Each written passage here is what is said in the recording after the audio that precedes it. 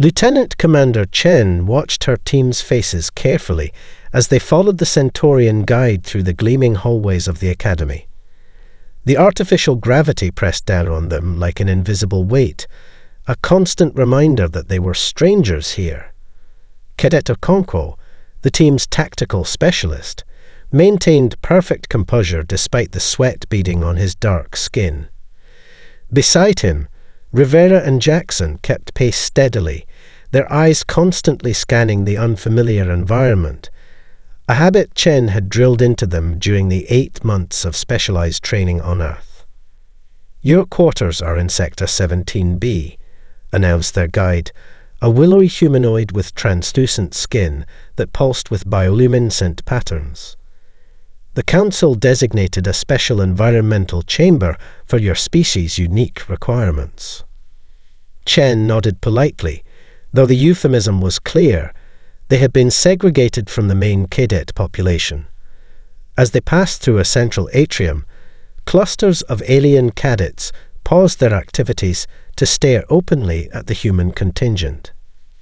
"Is it true that humans still sleep every cycle?" whispered one multi-limbed cadet to another, the translator making no attempt to keep the conversation private. "How inefficient." "I heard they consume solid organic matter 3 times daily," replied another, its breathing apparatus hissing with each word. "Primitive digestive systems." Chen ignored the comments as they reached their assigned quarters, a stark, utilitarian space that looked more like a laboratory than living quarters. The walls were bare metal, the bunks simple platforms with minimal padding. "Environmental controls can be adjusted via neural interface," the guide explained, gesturing to a blank wall panel. "We'll need manual controls," Chen stated. "Humans don't use neural interfaces." The guide's skin flashed patterns of confusion and mild irritation. "Manual controls are outdated. I will request a technician to install a compatible system." After the guide departed, Cadet Rashida, the team's engineering specialist, ran her hands along the seamless wall. "I can rig something temporary, Commander. Their tech isn't that different from ours, just more integrated." Chen nodded, setting down her gear. "Do it. We need independent environmental control, ASAP." She turned to address her team. "Remember why we're here. The Confederation needs this alliance, which means we need to prove our worth. Every species out there thinks we're primitive, underdeveloped, and incapable of contributing to galactic security." "They're not exactly hiding their opinions, Commander," Jackson said, running a hand through his close-cropped red hair. "Let them underestimate us," Chen replied, a slight smile crossing her face. "We start standard drills at 500 tomorrow. Full kit, combat ready." "In this gravity?" Rivera asked, already calculating the additional strain. "Especially in this gravity," Chen confirmed. "We adapt. We overcome. That's what humans do." Later that evening, as Chen finalized her training plans, a message appeared on her datapad. The only concession to technology the team had brought. Flight Commander Vexlor requested her presence for an orientation briefing at 4:30, 30 minutes before her planned drill. Chen smiled grimly. The testing had already begun. She sent a quick acknowledgement, then messaged her team to revise the schedule. Drills would now begin at 400 before the summons. If the Academy leadership expected to find sleepy, unprepared humans at dawn, they would instead discover a team already warmed up, focused, and ready for whatever challenges came next. Some lessons needed to be taught without words. The Academy's massive simulation chamber hummed with energy as cadets from a dozen worlds engaged in tactical exercises. Holographic battle scenarios unfolded around them, with most participants standing perfectly still, their neural interfaces handling all movement and decision-making in the virtual space. only their eyes moved, darting rapidly as they processed information through their enhanced senses. In stark contrast, the human team occupied a corner of the chamber where they had reconfigured the simulator to create a physical obstacle course. Chen led her cadets through the exercise, their bodies moving in perfect coordination as they scaled barriers, took cover, and executed tactical maneuvers with their training weapons. Their breathing was controlled but audible, their movements precise despite the sweat-soaked uniforms. Flight Commander Vex Lore observed from an elevated platform, his skin pulsing with patterns that indicated intense analytical focus. Beside him, Senior Instructor Kulvarak, a massive insectoid from the Regellian Collective, clicked her mandibles in disapproval. Wasteful expenditure of biological resources, Kulvarak commented, her compound eyes fixed on the humans. Their simulation scores rank lowest among all species. In standard simulations, yes, Vex Lore acknowledged, his tentacles shifting thoughtfully. Yet they requested access to the historical combat archives, specifically the Proxima conflicts and the Tarsian rebellion. Ancient history, Kulvarak dismissed. Primitive conflicts fought with projectile weapons and physical combat. What possible relevance? The Proxima conflicts saw the complete failure of automated defense systems against an unknown pathogen. Vex Lore interrupted. The Tarsian rebellion was won by ground forces after orbital bombardment proved ineffective. His skin rippled with a pattern indicating speculation. The humans are studying military failures, not successes. Below, Chen called for rotation as Jackson took point position, leading the team through a simulated breach and clear operation. Their movements were economical, almost choreographed, covering angles and checking shadows in a way the neural interfaces would consider redundant. Later that afternoon, the Academy's mess hall buzzed with conversation as various species consumed their nutritional requirements. The humans sat together at a corner table, eating actual cooked food they had prepared themselves. Another oddity that drew stares and whispered comments. Zaxtoro, emboldened by curiosity, approached their table with several of his Arcturian squad members. "Your physical exertions today were impressive," he offered, mandibles clicking in what might have been reluctant admiration, though ultimately futile against modern weapons systems. Chen looked up from her meal with a neutral expression. Technology is only as reliable as its most vulnerable component. "Our systems have redundancies," countered another Arcturian, its blue carapace gleaming under the artificial lights. Cadet Rivera smiled slightly. "So do we," she said, tapping her temple. The human mind makes millions of calculations per second, and it can't be hacked or shut down remotely. That evening, as the humans continued their training in the gymnasium, now focusing on hand-to-hand combat techniques, they noticed a few alien cadets lingering near the entrance, watching with what might have been dismissive curiosity or grudging interest. "We have an audience," Okonkwo noted quietly as he circled Jackson on the training mat. "Good," Chen replied, correcting his stance with a quick gesture. "Let them watch. Let them laugh. Just keep training." When the gravity in the gymnasium suddenly increased by 20%, an accidental system fluctuation that sent several observing alien cadets staggering, the humans adjusted their stances and continued without comment. Only a slight tightening around Chen's eyes indicated she recognized the deliberate test. The next morning, 3 alien cadets appeared for the pre-dawn physical training, 2 Centaurians, and a Regellian. They said nothing, simply taking positions at the rear of the formation as Chen began the warm-up exercises. She acknowledged them with only a brief nod, but inwardly she smiled. Phase 1 was proceeding exactly as planned. The emergency lighting bathed the corridor in crimson shadows as Chen navigated through the chaos. Floating debris and disoriented cadets tumbled through the zero-G environment, while warning klaxons competed with the hiss of escaping atmosphere. She pushed herself forward with practiced movements, the magnetic soles of her boots engaging and disengaging in a rhythmic pattern that propelled her efficiently through the space. Status report. She commanded into her analog radio, another piece of obsolete equipment that now functioned when all neural communications had failed. Medical bay secured, came Jackson's voice, punctuated by static. 17 wounded, 3 critical.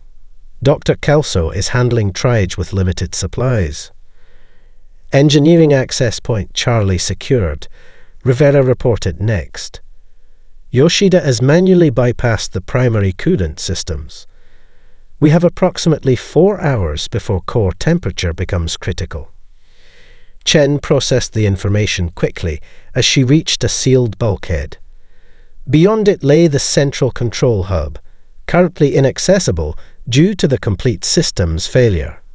She unclipped a compact device from her belt, a manual override tool specifically designed for this particular model of emergency bulkhead. The Academy's safety briefing had dismissed such tools as unnecessary given the infallible nature of the automated systems. As she worked, a shadow fell across her hands. Chen glanced up to find Flight Commander Vexilor floating nearby, his tentacles splayed in what she now recognized as a display of extreme stress. His bioluminescent patterns pulsed erratically. The emergency protocols have failed, he stated, his translator struggling to function on backup power. The automated systems should have contained the surge and initiated recovery sequences. Ken continued working on the override. Sometimes automation is the problem, not the solution, Commander. When was the last time these systems were manually inspected? The alien's skin darkened in what might have been embarrassment. The maintenance schedule is handled by the central eye. Physical inspections were phased out 20 cycles ago. The bulkhead mechanism finally yielded with a satisfying clunk. Chen braced herself against the wall and turned the manual crank, forcing the massive door to slide open just enough for them to slip through. The control hub beyond was dark save for the emergency lighting, its banks of quantum processors, silent for perhaps the first time since their installation. We need to reach the primary control panel, Vexor said, his voice regaining some authority. Without neural interface access, we'll need tow. Recalibrate the gravitational field generators and restart life support systems using the physical backup controls. Chen finished, already moving toward an inconspicuous panel near the floor. Section 47, Paragraph 12 of the Academy Emergency Protocols. My team memorized the entire manual before arrival. Vexilor's skin flashed patterns of surprise. That document is over 9,000 pages. We like to be thorough, Chen replied, removing the panel to reveal an array of manual controls untouched for decades. Dust floated away in the zero-G environment as she began methodically adjusting settings. Commander, I need you to access the secondary panel on the opposite wall. We'll need to synchronize the restart sequence. For a moment, the alien commander hesitated, clearly unaccustomed to taking directions from a junior officer, and a human one at that. Then, seeing the confidence in her movements, he pushed himself toward the indicated panel. The sequence is complex, he warned. Without the neural guide. Red switch to prime position, turn the blue dial to setting 8, then press, and hold the 2 green buttons simultaneously for exactly 7 seconds. Chen recited without looking up from her work. After that, wait for my mark to engage the central lever. Vexilor's skin pulsed with what might have been grudging respect as he followed her instructions precisely. Throughout the station, other human cadets were performing similar operations in critical areas, manually restoring systems that had never been designed for physical intervention. As the gravitational generators hummed back to life and the emergency lighting gave way to standard illumination, Chen caught Vexilor studying her with new intensity. "You prepared for this exact scenario," he observed. It wasn't a question. "No," Chen corrected, securing the access panel. "We prepared for much worse." The Academy's main training hall had never been so crowded during the human exercise period. What began as a handful of curious alien cadets had grown to over 60 participants from various species. Chen moved through the formation, making small adjustments to stances and offering quiet encouragement. The sight would have been unimaginable just weeks earlier. Arcturians with their blue carapaces gleaming with exertion, willowy Centaurians struggling with push-ups but persisting nonetheless, even a pair of crystalline Tholians attempting hand-to-hand combat techniques. "Keep your center of gravity low," Chen instructed a frustrated Rigelian whose top-heavy physiology made the exercise particularly challenging. "Work with your body's natural structure, not against it." Across the room, Yoshida led another group through weapons disassembly drills. The Academy had finally granted them access to the ancient armory section, where mechanical weapons, preserved more as historical curiosities than functional arms, had been gathering dust for centuries. "Speed matters, but accuracy is paramount," Yoshida explained, her hands moving with practiced precision as she field-stripped a projectile rifle. "In darkness, under fire, your muscle memory must be perfect." Zaxtoro, now a regular participant in these sessions, clicked his mandibles thoughtfully as he attempted to replicate her movements. His four-fingered hands struggled with the weapon's design, made for human appendages, but he persisted with surprising determination.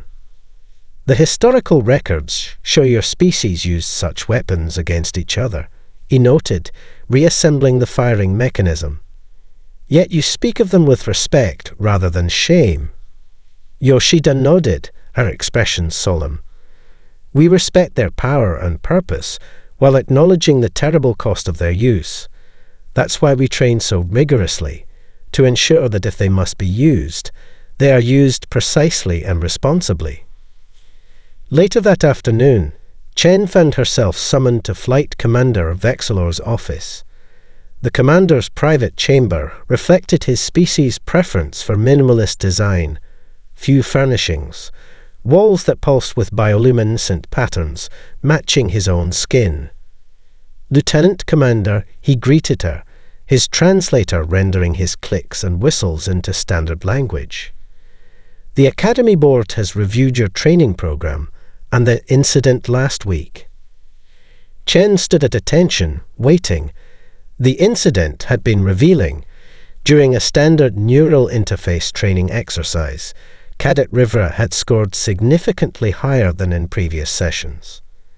When questioned, she had admitted to incorporating visualization techniques from human military training rather than relying solely on the interface's guidance protocols. "Your methods remain unconventional," Vexilor continued, his skin pulsing with patterns Chen had learned to associate with thoughtfulness. "However, the board acknowledges certain benefits to redundancy in training approaches." He gestured to a data display showing security footage from the system failure. Multiple scenes depicted human cadets responding efficiently while many alien counterparts had been effectively incapacitated by the technology breakdown. "The board has authorized expansion of your training program," Vexilor announced.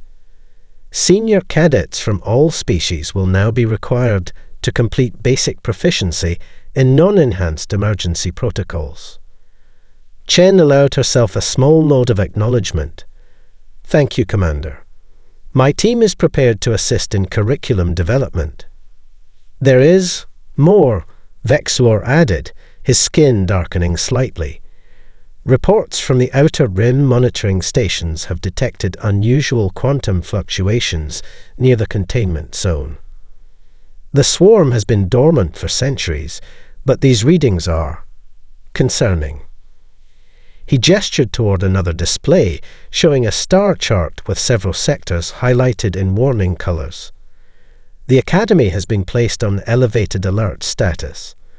All cadets are to accelerate combat readiness training. Chen studied the display, noting the pattern of anomalies.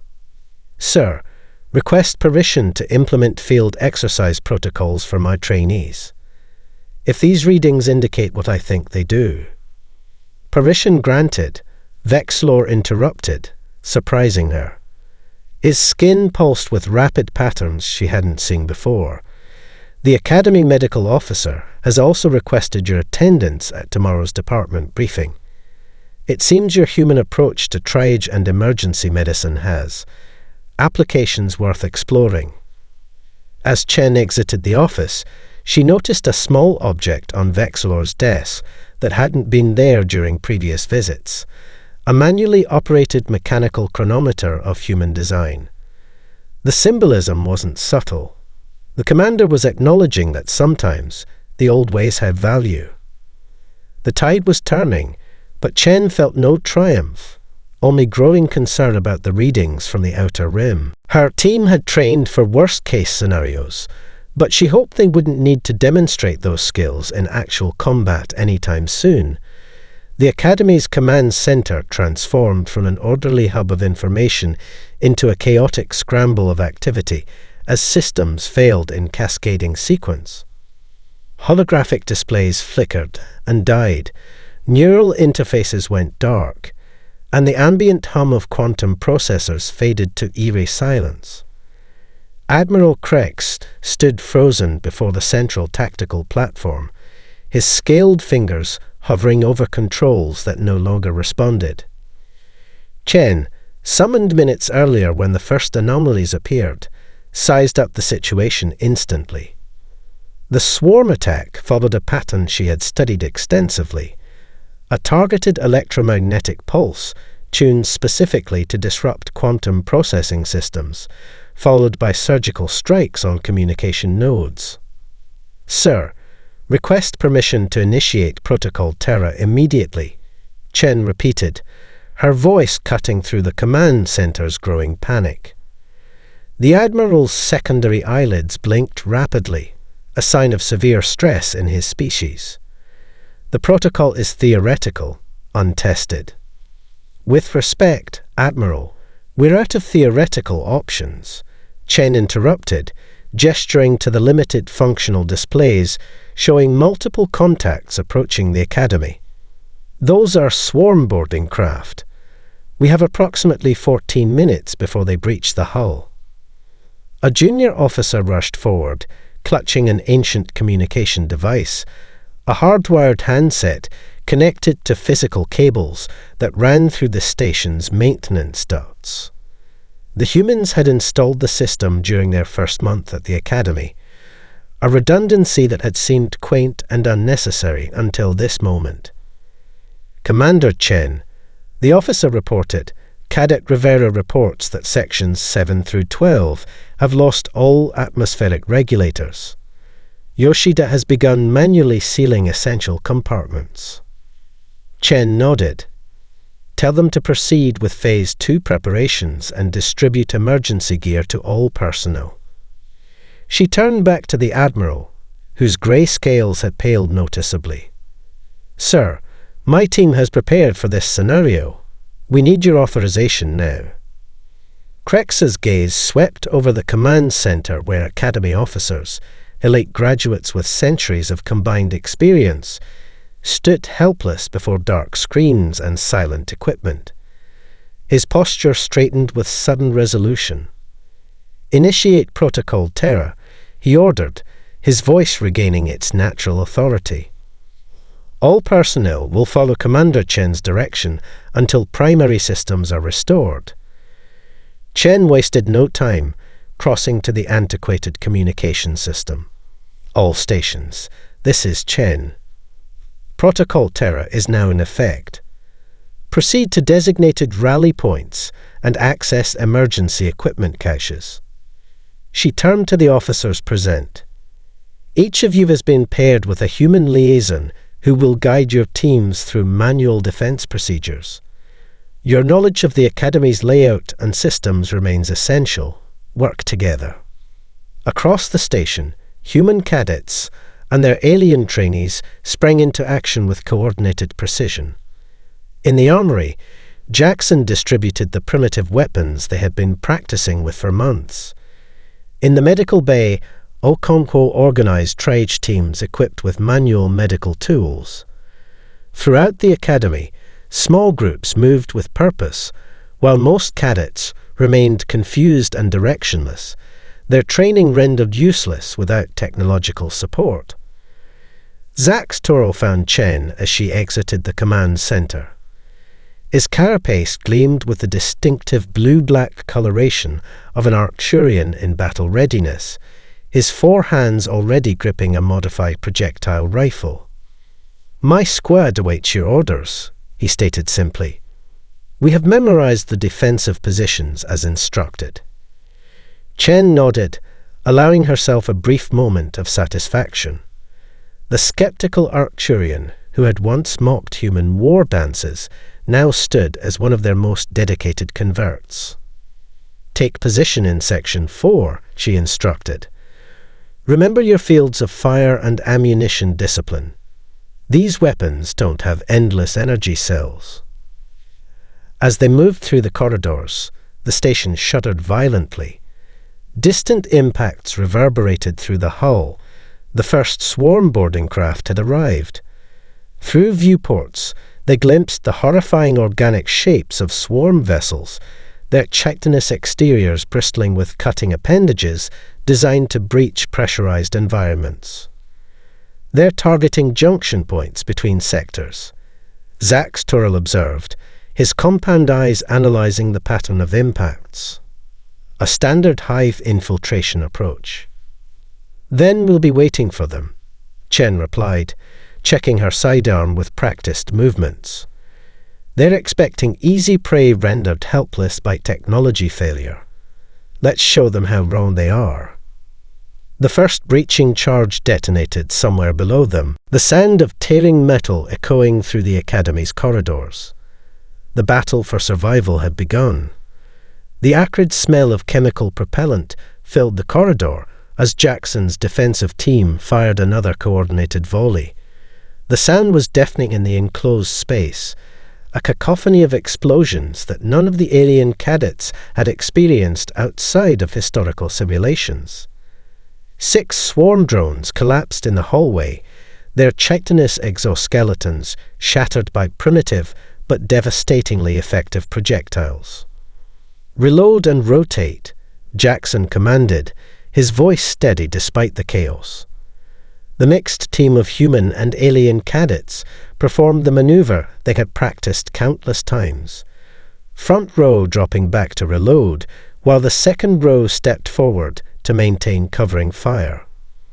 The Regelian cadet beside him clicked her mandibles nervously as she fumbled with a fresh magazine. "They keep coming," she observed, her compound eyes tracking movement at the far end of the corridor. "We've eliminated 27 drones, but they adjust their approach each time." "They're learning," Jackson confirmed, helping her seat the magazine properly. "That's why we keep changing our patterns too. Remember the drills. 2 shots center mass, then move. Don't stay in one position." Throughout the academy, similar scenes unfolded as the defensive teams implemented strategies that had seemed archaic during training. The swarm had clearly anticipated disabling all technology, leaving the inhabitants helpless. Instead, they encountered organized resistance, using weapons and tactics that required no advanced systems to function. In a sealed laboratory that now served as a makeshift command post, Chen studied a physical map spread across a table, marked with positions reported via the manual communication system. Coloured pins tracked swarm incursions and defensive positions, updated by runners who risked exposure to maintain the flow of information. "They've breached sectors 7, 12 and 15, she reported to Admiral Krex and Commander Vexilor. "Our teams have contained the initial waves, but they're probing for weaknesses, testing our response patterns." Vexilor's skin pulsed with patterns of analysis and concern. The swarm operates with distributed intelligence. Each drone shares information with the collective. They will identify optimal attack vectors based on our responses. "Then we give them false data to process," Chen replied, adjusting several markers on the map. "We'll make Sector 11 appear vulnerable, drawing their forces into a prepared kill zone." Krex studied the simple map with newfound appreciation. "A tactical display without quantum processing," he mused. "Sometimes ancient methods endure for good reason."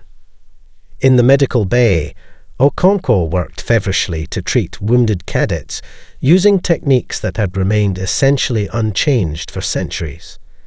Pressure bandages stopped bleeding, manual ventilation sustained those with respiratory injuries, and triage protocols determined treatment priorities without algorithmic assistance.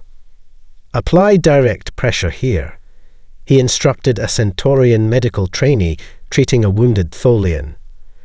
"Their circulatory fluid responds to the same physical principles as yours or mine. Pressure stops flow." The Centaurian's translucent hands pressed against the crystalline being's fractured surface, stemming the flow of luminescent fluid. "The medical scanners would normally analyze optimal treatment," she said, her voice tinged with wonder as the bleeding visibly slowed. "I never realized I could assess this with just my eyes." "Technology enhances our capabilities," Okonkwo replied, already moving to the next patient. "But your natural senses worked perfectly fine for thousands of years before scanners existed." As the battle entered its 5th hour, the defenders faced a critical challenge. The swarm had adapted to their defensive strategy, using the station's maintenance conduits to bypass established choke points. In Section 14, Rivera's team found themselves suddenly outflanked, forced to retreat under heavy pressure. "Fall back to secondary positions," Rivera ordered as caustic swarm secretions began melting through the barricade. Controlled withdrawal by the numbers.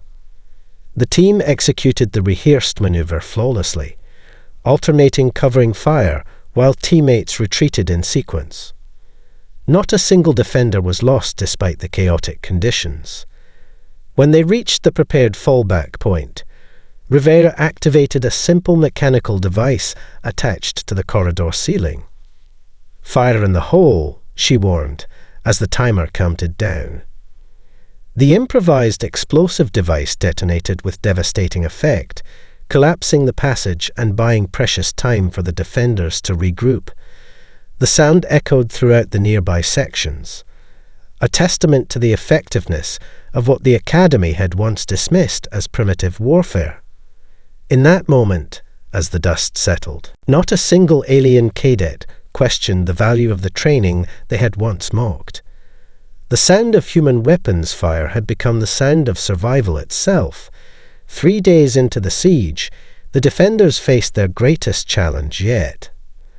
Ammunition ran low, medical supplies dwindled, and exhaustion took its toll on even the most resilient cadets.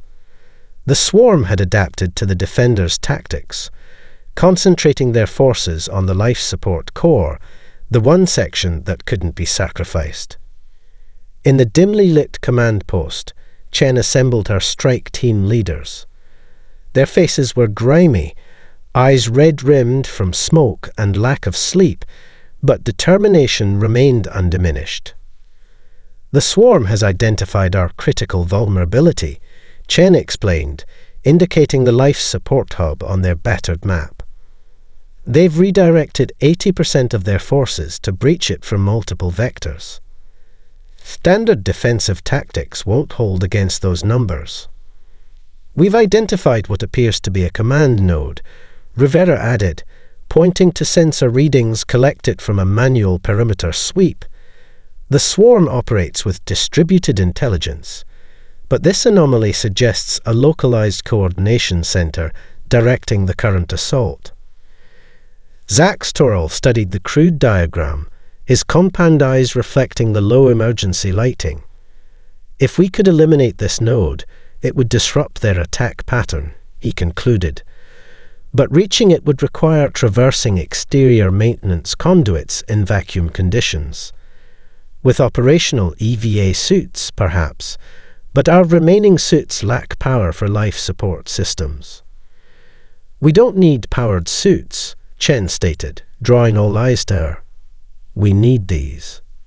She unveiled 5 compact devices that resembled antiquated diving equipment, manual oxygen rebreathers with mechanical pressure regulation systems, oxygen compression tanks, mechanical pressure valves, and manual temperature regulation, she explained. 15 minutes of air, no power requirements, designed specifically for emergency vacuum traverse. Vexilor's skin pulsed with patterns of disbelief. Such primitive devices cannot possibly provide adequate protection in hard vacuum. They got humans to the moon in 1969, Jackson replied with a grim smile. Sometimes the simplest solution is the most reliable. Ken outlined the plan quickly. A 5-person strike team would exit through Maintenance Airlock 7, traverse 200 meters of the Academy's exterior hull using magnetic grapples, and enter through an emergency access point directly behind the swarm's position. From there, they would deploy the last of their explosive devices to eliminate the command node. This is a suicide mission, Admiral Krex stated flatly, his scales shifting to the pale grey of concern. High risk, Chen corrected. Not suicide. We've drilled for vacuum traverse under combat conditions. The announcement silenced the room. Even after weeks of witnessing human preparation methods, this revelation stunned the alien leadership. You practiced emergency vacuum operations without authorization. Vexilor's skin pulsed with patterns indicating both shock and reluctant admiration. We practiced all worst-case scenarios, Okonkwo clarified. Vacuum traverse, manual navigation, explosive breaching in zero atmosphere, standard human protocols. As the strike team prepared for deployment, Zaxtoril approached Chen privately.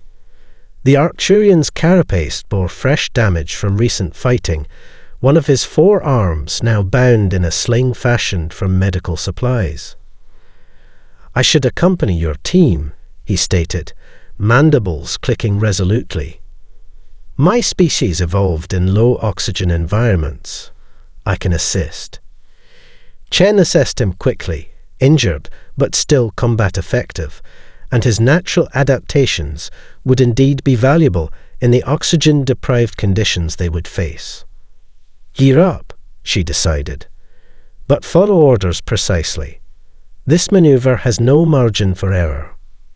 Minutes later, the strike team assembled at the maintenance airlock. The primitive rebreathers looked absurdly simple compared to the Academy's standard EVA equipment, but each had been meticulously inspected and prepared. As they secured the manual magnetic grapples to their extremities, Rivera distributed the last explosive charges. Remember, Chen instructed, her voice slightly muffled through the rebreather mask. Short, controlled movements. Conserve oxygen. Communicate with hand signals only. As the airlock began its depressurization sequence, a manual process requiring physical valve operation, Zaxtoril observed the calm efficiency of the human team members. They checked each other's equipment with practiced movements, faces showing focus rather than fear. "You truly have prepared for everything," he commented, his translator barely audible over the hiss of escaping air. Chen's response was matter-of-fact as she sealed her final connection. "Not everything, just the worst things we could imagine." The outer hatch swung open, revealing the star-filled void and the curved surface of the Academy's hull stretching before them. Without hesitation, Chen stepped into nothingness, magnetic grapples engaging as she began the traverse toward what might be humanity's greatest test yet. The assembly hall of the rebuilt Galactic Defense Academy gleamed with light, its polished surfaces and advanced technology a stark contrast to the battle-scarred facility of 6 months earlier. Gathered cadets from 27 species stood in perfect formation, their new uniforms incorporating elements that would have seemed oddly anachronistic before the swarm attack: physical fitness indicators, manual emergency gear pooches, and utility tools that required no power source. Academy Training Director Chen surveyed the formation from the raised platform, her dress uniform adorned with the newly created Centaur Cross, a commendation specifically designed to honor those who had defended the Academy during what historians now called the Fourth Swarm Incursion. "The final exercise begins at 400 tomorrow," she announced, her voice carrying through the hall without amplification, another skill that had become mandatory training. "Full environmental gear, no technological assistance. The course will include vacuum traverse, manual navigation, and live-fire components." A ripple of anticipation rather than dread moved through the assembled cadets. What once would have seemed primitive and unnecessary had become the most prestigious training in the Academy, the human-designed environmental survival course. Competition for slots was fierce, with even senior officers requesting participation. As the assembly concluded, Commandant Zaxtoril approached Chen, his carapace now bearing ceremonial markings denoting his elevated rank. The prosthetic arm that replaced the limb lost during their desperate vacuum mission gleamed with a subtle blue luminescence, a design that incorporated both advanced technology and manual backup systems. "The council representatives arrived this morning," he informed her, mandibles clicking in what she now recognized as satisfaction. They were most impressed with the demonstration of manual emergency protocols. "The new curriculum has been approved for implementation across all galactic defense installations." Chen nodded, feeling a complicated mix of pride and solemnity. The victory had come at tremendous cost. 17 cadets and instructors had given their lives during the defense, including Cadet Rivera, who sacrificed herself to ensure the explosive charges detonated properly at the Swarm Command node. "The Confederation is sending additional human instructors next month," she replied, "selected from our veteran forces with experience in low-technology combat environments." As they walked through the corridor toward the administrative section, they passed the Academy's new memorial wall. At its center, a simple inscription captured the philosophy that had saved them all. "Technology enhances capability. Training ensures survival."